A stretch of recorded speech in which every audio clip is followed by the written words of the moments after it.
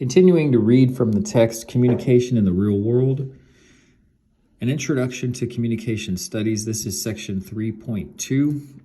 It is about 14 pages from page 122 to 136. I'm starting with the last page where the key takeaways are. And this is a good example of how the spoken language and the written language differ because of the symbols we use in written language, such as parentheses. Language helps us express observations, in parentheses, reports on sensory information, thoughts, in parentheses, conclusions and judgments based on observations or ideas, feelings and needs. Language is powerful in that it expresses our identities through labels used by and on us, affects our credibility based on how we support our ideas, serves as a means of control, and performs actions when spoken by certain people in certain contexts. The productivity and limitlessness of language create the possibility for countless word games and humorous uses of language. Language is dynamic, meaning it is always changing through the addition of neologisms, new words, or old words with new meanings, and the creation of slang. Language is relational and can be used to bring people together through a shared reality, but can separate people through unsupportive and divisive messages. I'll go back to the beginning of the chapter.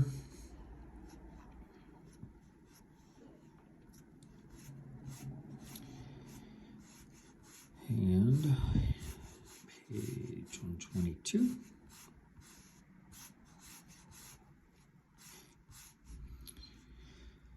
(3.2) Functions of language. Learning objectives. 1. Identify and discuss the four main types of linguistic expressions. 2. Discuss the power of language to express our identities, affect our credibility, control others, and perform actions. 3. Discuss some of the sources of fun with language. 4. Explain how neologisms and slang contribute to the dynamic nature of language. 5. Identify the ways in which language can separate people and bring them together. What utterances make up our daily verbal communication? Some of our words convey meaning, some convey emotions, and some actually produce actions. Language also provides endless opportunities for fun because of its limitless, sometimes nonsensical, and always changing nature. In this section, we will learn about the 5 functions of language, which show us that language is expressive, language is powerful, language is fun, language is dynamic, and language is relational. Language is expressive. Verbal communication helps us meet various needs through our ability to express ourselves. In terms of instrumental needs, we use verbal communication to ask questions that provide us with specific information. We also use verbal communication to describe things, people, and ideas. Verbal communication helps us inform, persuade, and entertain others, which, as we will learn later, are the 3 general purposes of public speaking. It is also through our verbal expressions that our personal relationships are formed. At its essence, language is expressive. Verbal expressions help us communicate our observations, thoughts, feelings, and needs. I hate to do another aside so early in the chapter, but they just said at its essence, language is expressive. Going back to the beginning of this book, we need to be able to perceive things in order to have any interaction with them. In other words, see, smell, hear, taste, or touch. So the primary purpose of communication is not really expressive, it's more receptive, because if you don't have a receiver, what's the point of expressing anything? Anyway, I didn't write the book. I'm just reading it to help people who benefit from having something read. I know that's the type of learner my friend is, so that's why I'm reading the book, so this person will have the ability to listen to the text. So remember, you have to pass a test based on this text, and whatever your teacher says is true for the purposes of trying to get an A. I don't know if the teacher of your course agrees with this, but I've been trained in the field of speech language therapy and also psychology, so I disagree with some of the things in the book, but I'm reading that book the way it is because that's the book. Verbal expressions help us communicate our observations, thoughts, feelings, and needs. Expressing observations.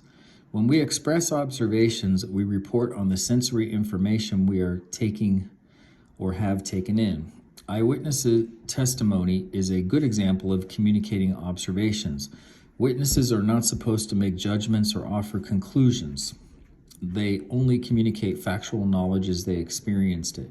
For example, a witness could say, "I saw a white Mitsubishi Eclipse leaving my neighbor's house at 10:30 p.m."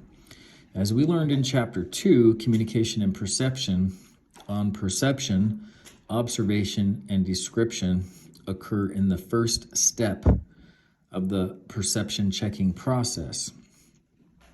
When you're trying to make sense of an experience, expressing observations in a descriptive rather than evaluative way can lessen defensiveness, which facilitates competent communication. Expressing thoughts. When we express thoughts, we draw conclusions based on what we have experienced. In the perception process, this is similar to the interpretation step.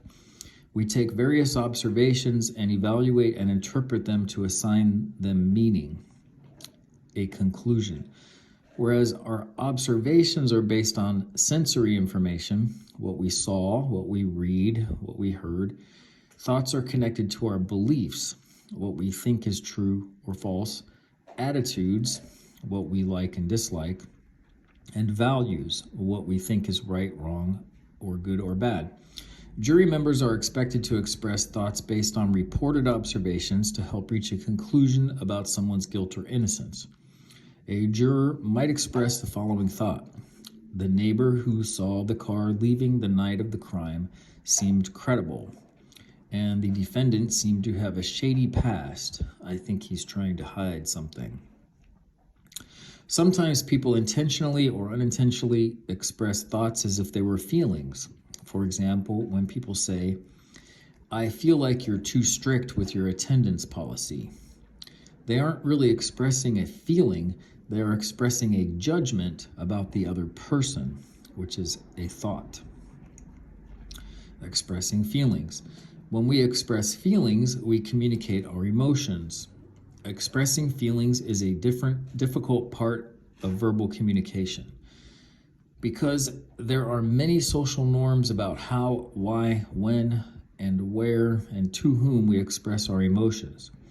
Norms for emotional expression are also vary based on nationality and other cultural identities and characteristics such as age and gender. In terms of age, young children are typically freer to express positive and negative emotions in public. Gendered elements intersect with age. As boys grow older, they are socialized into a norm of emotional restraint. That's not actually true because they're allowed to express anger and rage, but they're not supposed to express feelings of sadness, for example. Although individual men vary in the degree to which they are emotionally expressive, there is still a prevailing social norm that encourages and even expects women to be more emotionally expressive than men. Again, that's not true because women are allowed to express sadness and fear, but they are not supposed to express rage.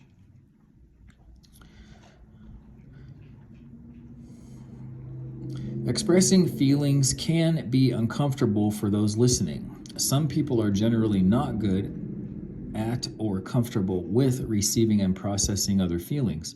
Even those with good empathetic listening skills can be positively or negatively affected by others' emotions.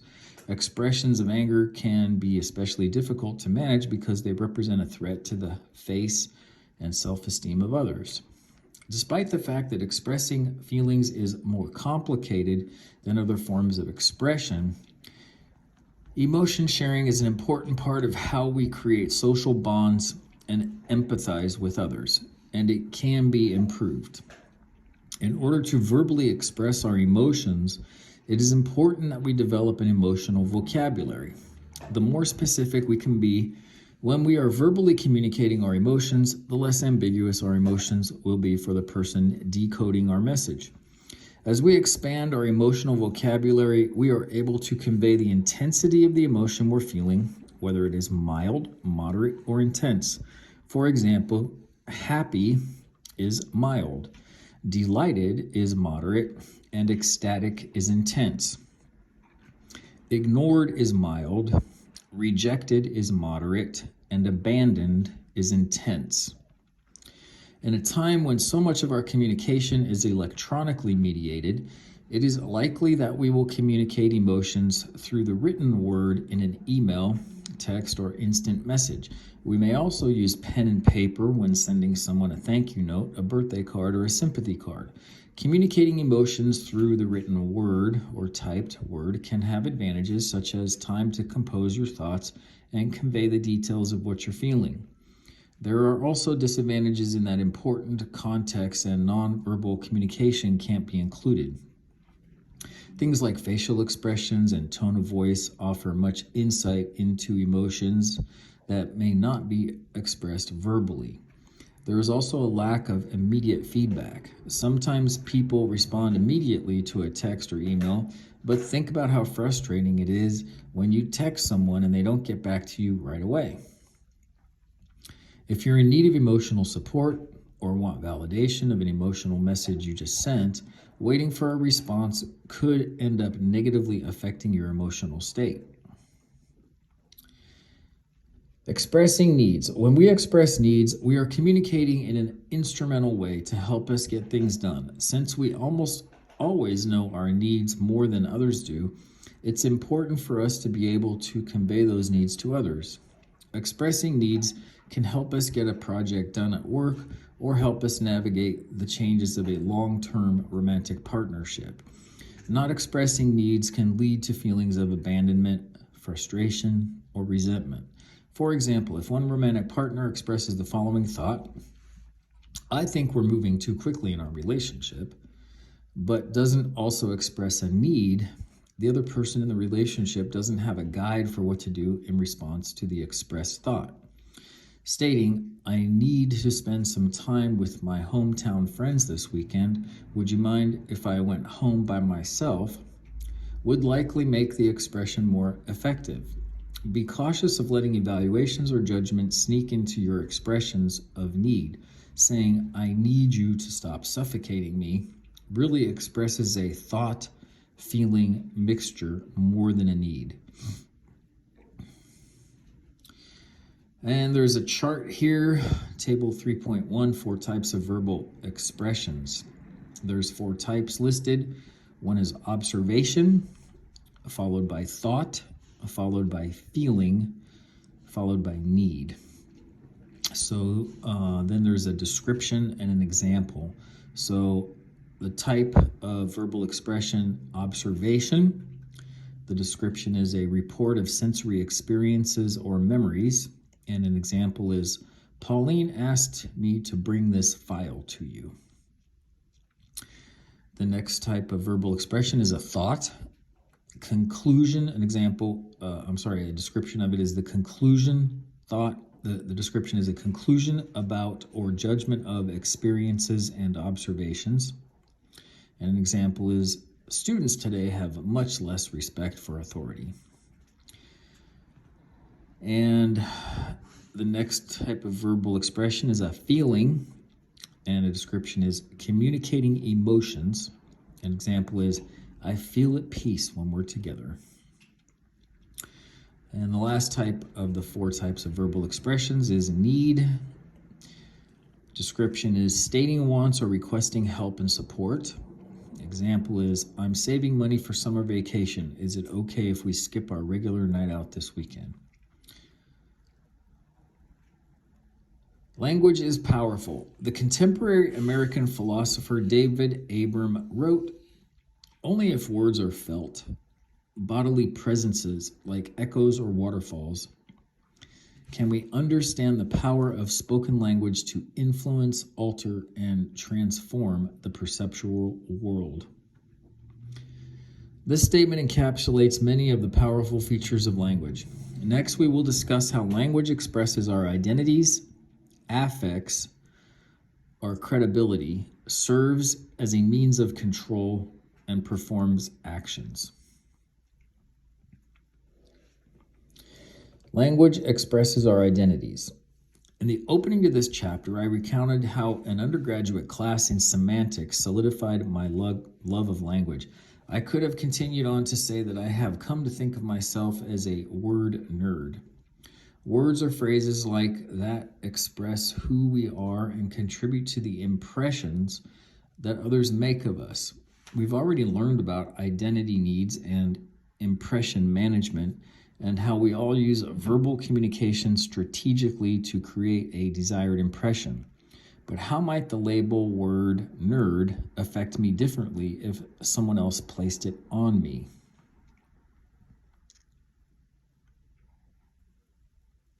The power of language to express our identities varies depending on the origin of the label, self-chosen or other imposed, and the context. People are usually comfortable with the language they use to describe their own identities, but may have issues with the labels others place on them. In terms of context, many people express their Irish identity on St. Patrick's Day, but they may not think much about it over the rest of the year. There are many examples of people who have taken a label that was imposed on them, one that usually has negative connotations, and intentionally used it in ways that counter previous meanings. Some country singers and comedians have reclaimed the label redneck, using it as an identity marker they are proud of rather than a pejorative term. Other examples of people reclaiming identity labels is the Black is Beautiful movement of the 1960s that repositioned Black as a positive identity marker for African Americans, and the queer movement of the 1980s and 90s that reclaimed queer as a positive identity marker for some gay, lesbian, bisexual, and transgender people. Even though some people embrace reclaimed words, they still carry their negative connotations and are not openly accepted by everyone.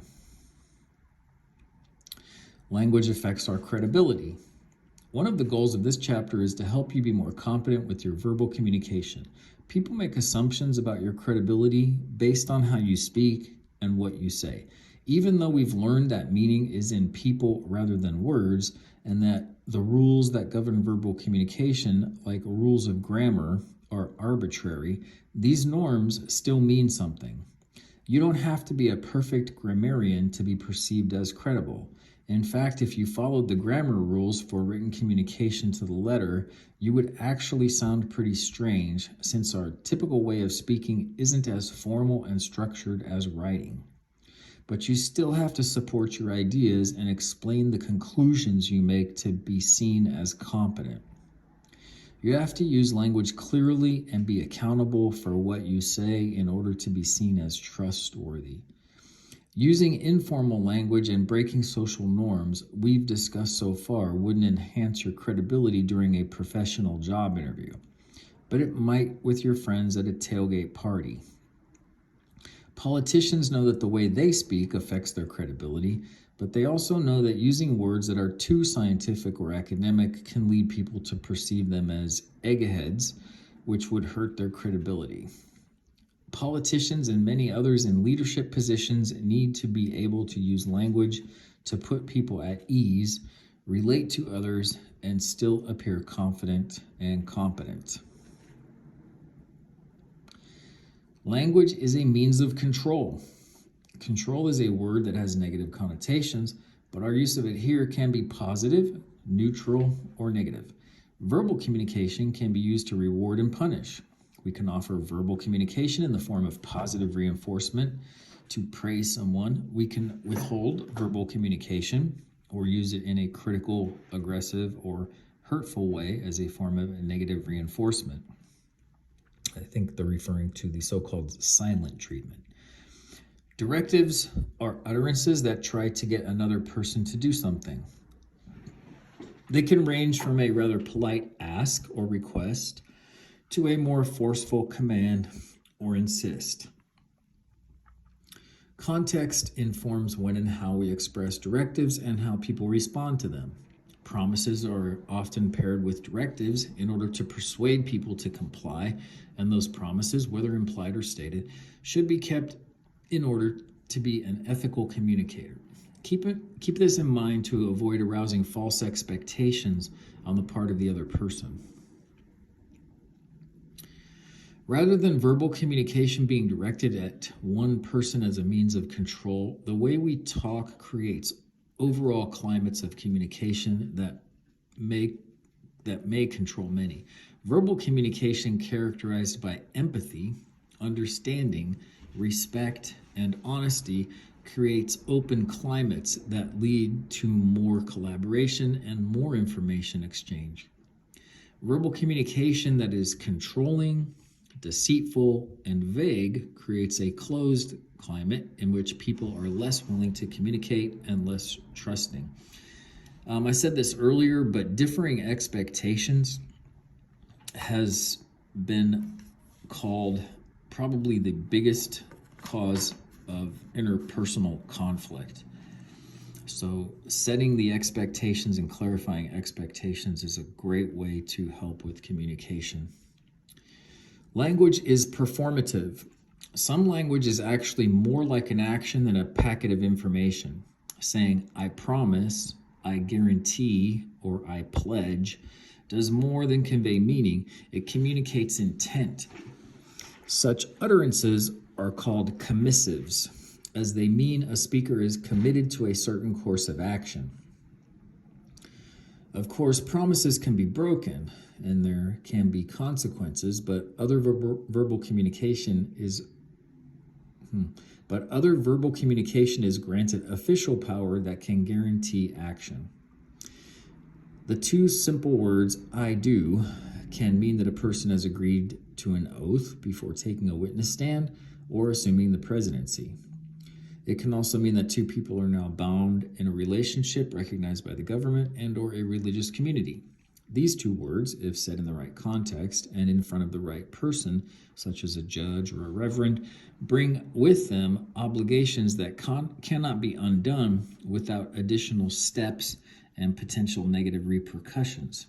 In that sense, language is much more than mere words. Performative language can also be a means of control, especially in legal contexts. In some cases, the language that makes our laws is intentionally vague.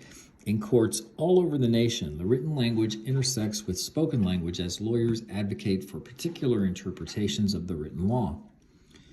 The utterances of judges and juries set precedents for reasonable interpretations that will then help decide future cases. Imagine how powerful the words, we the jury find the defendant, seem to the defendant awaiting his or her verdict. The sentences handed down by judges following a verdict are also performative because those words impose fines, penalties, or even death. Some language is deemed so powerful that it is regulated. Hate speech, which we will learn more about later, and slander, libel, and defamation are considered powerful enough to actually do damage to a person and have, therefore, been criminalized. Language is fun. Word games have long been popular. Before words with friends, there was apples to apples, boggle, Scrabble, and crossword puzzles. Writers, poets, and comedians have built careers on their ability to have fun with language and, in turn, share that fun with others. The fun and frivolity of language becomes clear as teachers get half-hearted laughs from students when they make puns. Jay Leno has a whole bit where he shows the hilarious mistakes people unintentionally make when they employ language, and people vie to construct the longest palindromic sentence. It's a sentence that as the same letters backwards and forwards. College professors just love big words. The productivity and limitlessness of language we discussed earlier leads some people to spend an inordinate amount of time discovering things about words. Two examples that I have found fascinating are palindromes and contronyms. Palindromes, as noted, are words that read the same from left to right and from right to left. Well, actually, they read the same forwards as backwards, so it doesn't matter if they're left, right, up, or down. Race car is a commonly cited example, but a little time spent looking through Google results for palindromes exposes many more, ranging from live not on evil to doc, note I dissent, a fast never prevents a fatness, I diet on cod. Okay. Contronyms are words that have multiple meanings, two of which are opposites. For example, sanction can mean to allow and to prevent, and dust can mean to remove particles when used in reference to furniture, or to add particles when used in reference to a cake. These are just two examples of humorous and contradictory features of the English language, and the book Crazy English by Richard Lederer explores dozens more. A fun aspect of language enjoyed by more people than a small community of word enthusiasts is humor. There are more than 100 theories of humor, but none of them quite captures the complex and often contradictory nature of what we find funny. Humor is a complicated social phenomenon that is largely based on the relationship between language and meaning. Humor functions to liven up conversations, break the ice, and increase group cohesion. We also use humor to test our compatibility with others when a deep conversation about certain topics like politics or religion would be awkward. Bringing up these topics in a lighthearted way can give us indirect information about another person's beliefs, attitudes, and values. Based on their response to the humorous message, we can either probe further or change the subject and write it off as a poor attempt at humor. Using humor also draws attention to us, and the reactions that we get from others feeds into our self-concept. We also use humor to disclose information about ourselves that we might not feel comfortable revealing in a more straightforward way. Humor can also be used to express sexual interest or to cope with bad news or bad situations. We first start to develop an understanding of humor as children when we realize that the words we use for objects are really arbitrary and can be manipulated. This manipulation creates a distortion or an incongruous moment in the reality that we had previously known. Some humor scholars believe that this early wordplay, for example, calling a horse a turtle and a turtle a horse, leads us to appreciate language-based humor like puns and riddles. It is in the process of encoding and decoding that humor emerges. People use encoding to decide how and when to use humor, and people use decoding to make sense of humorous communication. Things can go wrong in both of those processes. I'm sure we can all relate to the experience of witnessing a poorly timed or executed joke, a problem with encoding, and of not getting a joke, a problem with decoding. I will add this much. When you're in professional settings, sometimes humor goes very badly, and it's misinterpreted, and it can really cause communication problems. So when you're in a professional setting, using humor can be very risky. Some people understand it, they get it, and they have the same context for understanding it, the same background, maybe the same skill with complicated words or the same cultural background. But using humor in a professional setting is risky at best. Language is dynamic. As we already learned, language is essentially limitless. We may create a one-of-a-kind sentence combining words in new ways and never know it. Aside from the endless structural possibilities, words change meaning, and new words are created daily. In this section, we'll learn more about the dynamic nature of language by focusing on neologisms and slang. Neologisms are newly coined or used words, and neo, that basically means new, and logisms is basically refers to the word. So these are basically new words. Newly coined words are those that were just brought into linguistic existence. Newly used words make their way into languages in several ways, including borrowing and changing structure. Taking is actually a more fitting descriptor than borrowing, since we take words but don't really give them back. In any case, borrowing is the primary means through which languages expand. English is a good case in point, as most of its vocabulary is borrowed and doesn't reflect the language's Germanic origins. English has been called the vacuum cleaner of languages. Weekend is a popular English word based on the number of languages that have borrowed it. We have borrowed many words like chic, C-H-I-C, from French, karaoke from Japanese, and caravan from Arabic. Structural changes also lead to new words. Compound words are neologisms that are created by joining two already known words. Keyboard, newspaper, and gift card are all compound words that were formed when new things were created or conceived. We also create new words by adding something, subtracting something, or blending them together. For example, we can add affixes, meaning a prefix or a suffix to a word. Affixing usually alters the original meaning but doesn't completely change it. Ex-husband and kitchenette are relatively recent examples of such changes. New words are also formed when clipping a word like examination, which creates a new word, exam, that retains the same meaning. And last, we can form new words by blending old ones together. Words like breakfast and lunch blend letters and meanings to form a new word, brunch.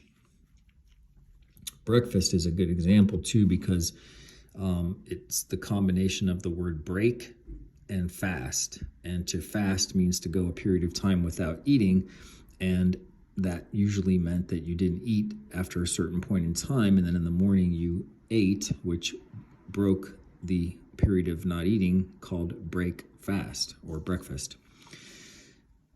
Existing words also change in their use and meaning. The digital age has given rise to some interesting changes in word usage. Before Facebook, the word friend had many meanings, but it was mostly used as a noun referring to a companion. The sentence, "I'll friend you," wouldn't have made sense to many people just a few years ago because friend wasn't used as a verb. For those of you not familiar with the concepts of the 8 parts of speech, a verb is basically an action. Google went from being a proper noun, person, place, or thing, referring to the company, to a more general verb that refers to searching for something on the internet. Perhaps not even using the Google search engine. Meanings can expand or contract without changing from a noun to a verb. Gay, an adjective for feeling happy, expanded to include gay as an adjective describing a person's sexual orientation. Perhaps because of the confusion that this caused, the meaning of gay has contracted again, as the earlier meaning is now considered archaic, meaning it is no longer in common usage.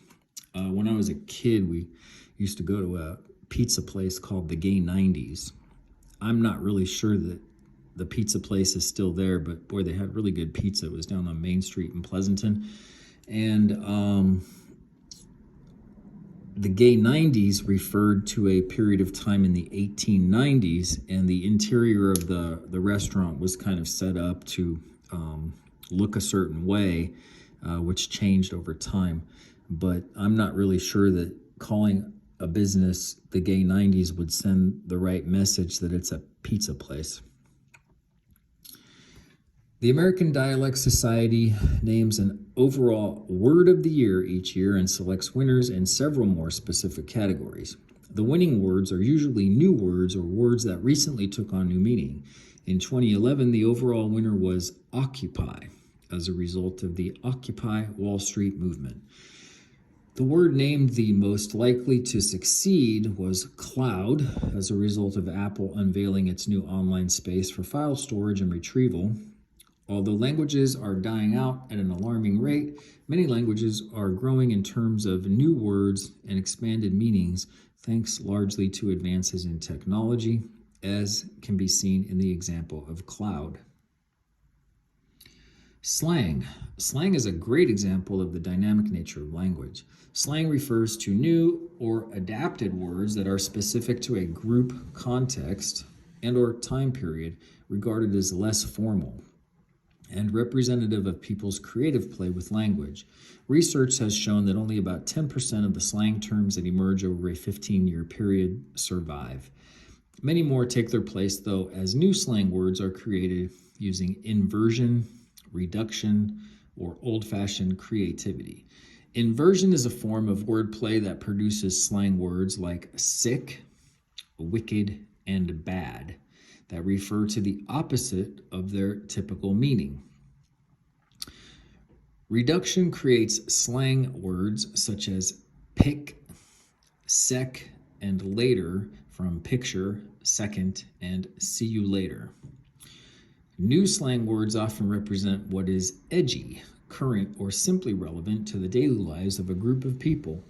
Many creative examples of slang refer to illegal or socially taboo topics like sex, drinking, and drugs. It makes sense that developing an alternative way to identify drugs or talk about taboo topics could make life easier for the people who partake in such activities. Slang allows people who are in the know to break the code and presents a linguistic barrier for unwanted outsiders. Taking a moment to think about the amount of slang that refers to being intoxicated, on drugs or alcohol, or engaging in sexual activity should generate a lengthy list. When I first started teaching this course in the early 2000s, Cal Poly Pomona had been compiling a list of the top 20 college slang words of the year for a few years. The top slang word for 1997 was da bomb, spelled D-A-B-O-M-B, which means great, awesome, or extremely cool. And the top word for 2001 and 2002 was tight, which is used as a generic positive meaning, attractive, nice, or cool. Unfortunately, the project didn't continue, but I still enjoy seeing how the top slang words change and sometimes recycle and come back. I always end up learning some new words from my students. When I asked a class what the top college slang word should be for 2011, they suggested deuces, which is used when leaving as an alternative to goodbye and stems from another verbal nonverbal leaving symbol, holding up two fingers for peace, as if to say peace out. It's difficult for my students to identify the slang they use at any given moment because it is worked into our everyday language patterns and becomes very natural. Just as we learned here, new words can create a lot of buzz and become a part of common usage very quickly. The same can happen with new slang terms. Most slang words also disappear quickly, and their alternative meaning fades into obscurity. For example, you don't hear anyone using the word macaroni to refer to something cool or fashionable, but that's exactly what the common slang meaning of the word was at the time the song Yankee Doodle was written. Yankee Doodle isn't saying the feather he sticks in his cap is a small, curved pasta shell. He's saying it's cool or stylish. Who knew? Getting plugged in. Is text ease hurting our verbal communication? Text ease, also called text message ease, and text talk, spelled TXT, talk, among other things, has been called a new dialect of English that mixes letters and numbers, abbreviates words, and drops vowels and punctuations to create concise words and statements. Although this dialect has primarily been relegated to the screens of smartphones and other text-capable devices, it has slowly been creeping into our spoken language. Some critics say textese is destroying language by pillaging punctuation and savaging our sentences. A relatively straightforward TKS for thanks, or the letter U for you, has now given way to texty sentences like, and there's some examples here, spelled letters I, M, H, O, U, R, GR8. Translated into, in my humble opinion, you are great. Then you are fluent in textese. Although teachers and parents seem convinced that this type of communication will eventually turn our language into emoticons and abbreviations, some scholars aren't. David Crystal, a well-known language expert, says that such changes to the English language aren't new and that texting can actually have positive effects. He points out that Shakespeare also abbreviated many words, played with the rules of language, and made up several thousand words. And he is not considered an abuser of language. He also cites research that found, using experimental data, that children who texted more scored higher on reading and vocabulary tests. Interesting. Crystal points out that in order to play with language, you must first have some understanding of the rules of language. As an aside, at one point in time, there was a document that was presented that was supposedly many hundreds of years old and predated Shakespeare, and it included the word "and." So when it went to court to determine whether or not the document was actually authentic, it was easy to prove that it was not authentic because the word "and" hadn't been used in the period of time to which the document was allegedly authentic. So it was immediately known to be a fake. Here's some rules. What effects, if any, do you think textese has had on your non-text communication? Overall, do you think textese and other forms of computer-mediated communication have affected our communication? Try to identify one potential positive and negative influence that textese has had on our verbal communication. Language is relational. We use verbal communication to initiate, maintain, and terminate our interpersonal relationships. The first few exchanges with a potential romantic partner or friend help us size the other person up and figure out if we want to pursue a relationship or not. I'm pretty sure that looking at the other person is where that starts, but language definitely helps to rule in and rule out who might not be appropriate or might be worth pursuing. We then use verbal communication to remind others how we feel about them and to check in with them. Engaging in relationship maintenance through language use.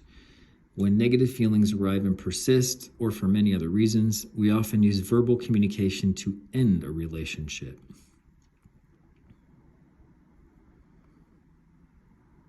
Language can bring us together. Interpersonally, verbal communication is key to bringing people together and maintaining relationships. Whether intentionally or unintentionally, our use of words like I, you, we, our, and us affects our relationships. We language includes the words we, our, and us, and can be used to promote a feeling of inclusiveness. I language can be used when expressing thoughts, needs, and feelings because it leads us to own our expressions and avoid the tendency to mistakenly attribute the cause of our thoughts, needs, and feelings to others. Communicating emotions using I language may also facilitate emotion sharing by not making our conversational partner feel at fault or defensive. For example, instead of saying, "You're making me crazy," you could say, "I'm starting to feel really anxious because we can't make a decision about this." Conversely, you language can lead people to become defensive and feel attacked, which could be divisive and result in feelings of interpersonal separation. Aside from the specific words we use, the frequency of communication impacts relationships. Of course, the content of what is said is important, but research shows that romantic partners who communicate frequently with each other and with mutual friends and family members experience less stress and uncertainty in their relationship and are more likely to stay together. I would add that the emotional tone and manner with which they communicate is more important than the number of words they use. When frequent communication combines with supportive messages, which are messages communicated in an open, honest, and non-confrontational way, people are sure to come together. One thing I'd like to add too is that the use of pronouns and this trend towards people choosing to use whatever pronoun they want. For example, if I can choose to say, "I want to be referred to as they, them, and we," it would make it very difficult to know what I was talking about if I said, "We are going to the beach," "They are going to the beach," versus "I am going to the beach." You cannot possibly know what I mean if someone printed a story about me and they were so-called respecting my personal pronoun, and my personal pronoun was we, they, or them, and they said they went to the beach. You would think that was more than one person. So this trend towards personal use of pronouns and having clear communication is clearly being more and more confused as we have these personal uses that don't conform to the shared rules. Back to the text, serious attempts to create a common language, sometimes referred to as lingua franca or auxiliary language, began in the 1600s as world exploration brought increased trade, and Latin was no longer effective as the language of international business. Since then, hundreds of auxiliary languages have been recorded, but none have achieved widespread international usage or been officially recognized as an international language. While some such movements were primarily motivated by business and profit, others hoped to promote mutual understanding, more effective diplomacy, and peaceful coexistence. Esperanto, which means hopeful, is the most well-known and widely used auxiliary language that was intended to serve as a common international language. Esperanto was invented by a Polish eye doctor at the end of 1800s and today has between 1 and 2 million fluent speakers worldwide. Many works of literature and important manuscripts like the Bible and the Quran have been translated into Esperanto, and many original works of literature and academic articles have been written in the language. Some countries also broadcast radio programs in Esperanto. Several barriers will have to be overcome in order for an auxiliary language like Esperanto to gain international acceptance. First, there would have to be a massive effort put into a period of simultaneous learning. Otherwise, it is difficult to motivate people to learn a language that is not necessary for their daily lives and that no one else speaks. Second, as we have learned, people take pride in their linguistic identity and find pleasure in playing with the rules of language, creatively inventing new words and meanings that constantly change language. Such changes may be impossible to accommodate in an auxiliary language. Lastly, the optimism of an internationally shared language eventually gives way to realism. If a shared language really brings peaceful coexistence, how do we explain all the civil wars and other conflicts that have been fought between people who speak the same language? As another aside, if you look at the ancient written language of Hebrew, it's debatable, but some of the symbols appear to be a side view of the person's face and the shape of the tongue and the location of the tip of the tongue within the oral cavity. And so that gets back to the discussion I had in the previous section 3.1 with the International Phonetic Alphabet, and how speech therapists and people who transcribe speech use symbols. And the symbols, if they're read by somebody trained in that, can reproduce the sound. If all of us used a common written language, we could literally write whatever some person says or communicates verbally, even though we couldn't understand a single word. We could transcribe it exactly the way we hear it, as accurately as possible, and then someone else could read it. Although you might not understand that language, you could reproduce the sounds. One of the difficulties of even having a common language is that we all have different letters, Chinese characters, Arabic symbols, and these letters that we're looking here at on this page don't translate across different language groups. So we would first need to have some way to represent the sounds themselves that was common, and that would probably be a great start. As new languages are invented, many more languages are dying. Linguists and native speakers of endangered languages have also rallied around so-called dying languages to preserve them. In the United States, Cajun French in Louisiana, French Canadian in Maine, and Pennsylvania Dutch are examples of language communities that are in danger of losing the language that has united them.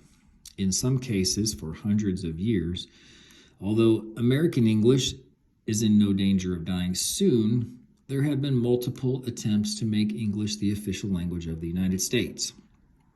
Sometimes the argument supporting this proposition seems to be based on the notion that a shared language will lead to more solidarity and in-group identification among the speakers. However, many of these movements are politically and ideologically motivated and actually seek to marginalize and or expel immigrants, typically immigrants who are also people of color. The United States isn't the only country that has debated the merits of officially recognizing only certain languages. Similar debates have been going on for many years, whether French, English, or both should be official language in Quebec, Canada, and which languages, French, Dutch, or Flemish, should be used in what contexts in Belgium. In such cases, we can see that verbal communication can also divide people.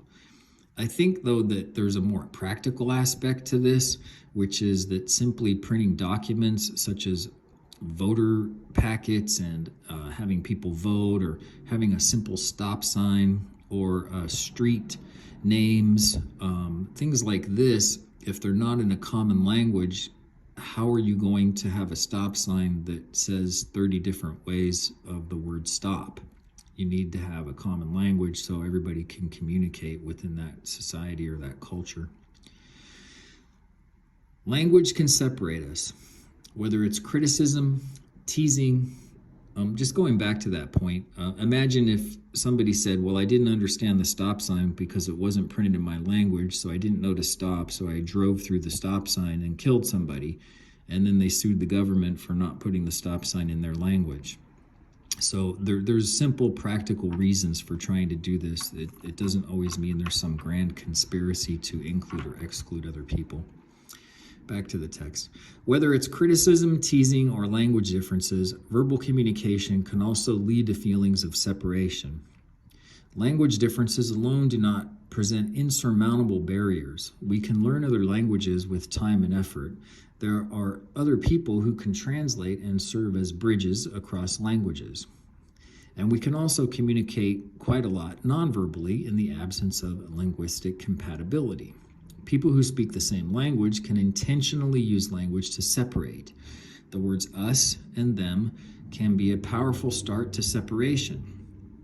Think of how language played a role in segregation in the United States, as the notion of separate but equal was upheld by the Supreme Court, and how apartheid affected South Africa as limits based on finances and education were placed on the black majority's rights to vote. Symbols, both words and images, were a very important part of Hitler's rise to power in the 1930s and 40s in Europe. Various combinations of colored stars, triangles, letters, and other symbols were sewn onto the clothing or uniforms of people persecuted by the Nazis in order to classify them. People were labeled and reduced to certain characteristics rather than seen as complete humans, which facilitated the Nazis' oppression, violence, and killing. At the interpersonal level, unsupportive messages can make others respond defensively, which can lead to feelings of separation and actual separation or dissolution of a relationship. It's impossible to be supportive in our communication all the time, but consistently unsupportive messages can hurt others' self-esteem, escalate conflict, and lead to defensiveness. People who regularly use unsupportive messages may create a toxic win-lose climate in a relationship. 6 verbal tactics that can lead to feelings of defensiveness and separation are global labels, sarcasm, dragging up the past, negative comparisons, judgmental you messages, and threats. Common types of unsupportive messages. 1. Global labels. Quote, "You're a liar." Labeling someone irresponsible, untrustworthy, selfish, or lazy calls his or her whole identity as a person into question. Such sweeping judgments and generalizations are sure to only escalate a negative situation. 2. Sarcasm. "No, you didn't miss anything in class on Wednesday. We just sat here and looked at each other." Even though sarcasm is often disguised as humor, it usually represents passive-aggressive behavior through which a person indirectly communicates negative feelings. Number 3, dragging up the past. "I should have known not to trust you when you never paid me back that $100 I let you borrow." Bringing up negative past experiences is a tactic used by people when they don't want to discuss a current situation. Sometimes people have built up negative feelings that are suddenly let out by a seemingly small thing in the moment. Number 4, negative comparisons. "Jade graduated from college without any credit card debt. I guess you're just not as responsible as her." Holding a person up to the supposed standards or characteristics of another person can lead to feelings of inferiority and resentment. Parents and teachers may unfairly compare children to their siblings. Number 5, judgmental you messages. "You're never going to be able to hold down a job." Accusatory messages are usually generalized overstatements about another person that go beyond labeling, but still do not describe specific behavior in a productive way. Number 6, threats. "If you don't stop texting back and forth with your ex, both of you are going to regret it." Threatening someone with violence or some other negative consequences usually signals the end of productive communication. Aside from the potential legal consequences, threats usually overcompensate for a person's insecurity. I'm going to give another aside here. If you're in a relationship with somebody and they give you almost all 6 of these things, you could almost use this as a checklist to the importance of maybe protecting yourself from somebody like this. Global labels, sarcasm, dragging up the past, negative comparisons, judgmental you messages, and threats are all tactics that some people use. And I know people who use all of these tactics, and they don't understand just how damaging this is. There's a really excellent researcher named Gottman, Gottman.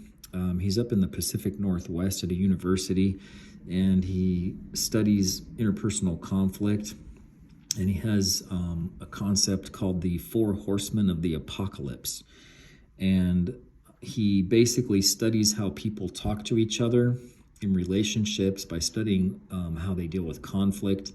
And Gottman is famous for being able to watch a partnership, two people in a relationship for 5 minutes in a conflict. And at the end of that 5 minutes, he can predict with 92% accuracy whether they will or will not be with each other in 2 years. In other words, whether they're going to break up or get divorced.